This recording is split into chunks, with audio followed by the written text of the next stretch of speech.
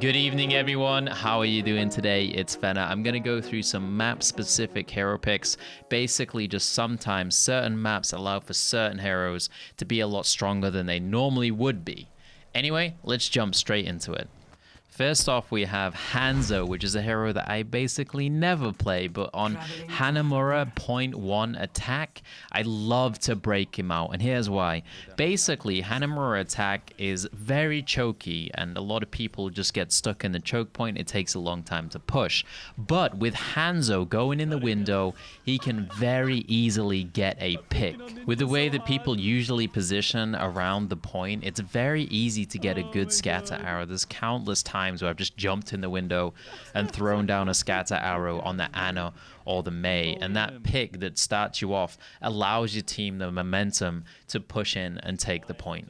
Next up is Symmetry on Dorado. Now, while I do play Symmetry a lot, my favorite map to play is Dorado, and every time I get Dorado defense, the first point, I'm always looking to play Symmetry. The choke point is just perfect for her. It's so thin that just spamming balls down there limits the enemy positioning so much, and as soon as they move into the tunnel, they just get pounded by balls. Not only that, but you can also put turrets to the right side where a lot of flankers like to go, and that really limits their positioning as well. Also, on top of all that, once they do push in, there's a lot of little obstacles that you can hide behind, which put them into your beam range, meaning that if they do push in, you can connect with your left click very easily. Next up is Lijiang Tower, the garden portion.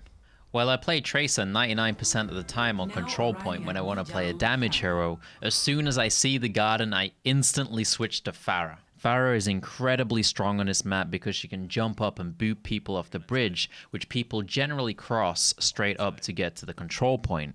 Usually once they realize that you have a Pharah, they'll start to try go inside, around the back. But the thing is, it's such a hard position to push into because it's a massive long choke point to walk through, meaning that Pharah can just spam the hell out of it. If you do get those initial boob kills with Pharah on this map, it's very hard for the enemy team to come back once you've got control of it.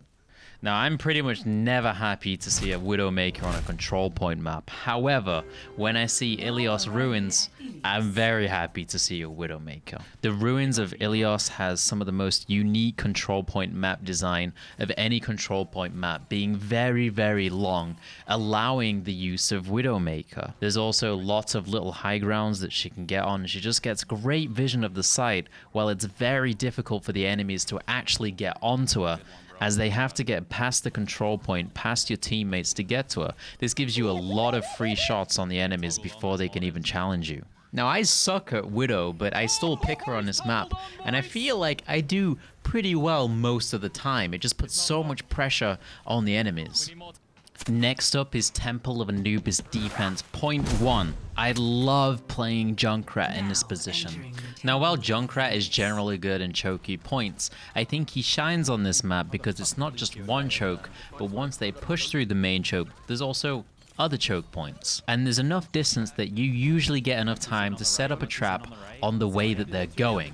So for example, they push through the main choke point, and there's three ways they usually go. They're going to go straight on and under the bridge, which you can trap up and start spamming. They can either go right through the cave, which is really easy to spam from any position, or they can go left, which is also spammable, and you can run around and get up to the high ground before they even get there to trap it and spam it. In my experience, when I played Junkrat on this map, I have done tons of work, and I very rarely even play him.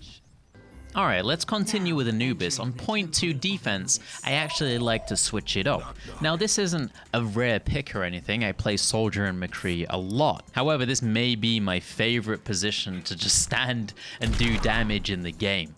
You can get up here with McCree by walking around and jumping off this little pillar, or you can rocket jump up here with Soldier, which makes it even easier, and Soldier is super strong right now. This position is so powerful because you can cover all of the angles that they're going to push through, but you also have cover and you're on the high ground. It's very difficult for anyone to get up there, apart from heroes like D.Va. Anytime that I play this position, I feel like I do massive work on either Soldier or McCree, and I absolutely love it.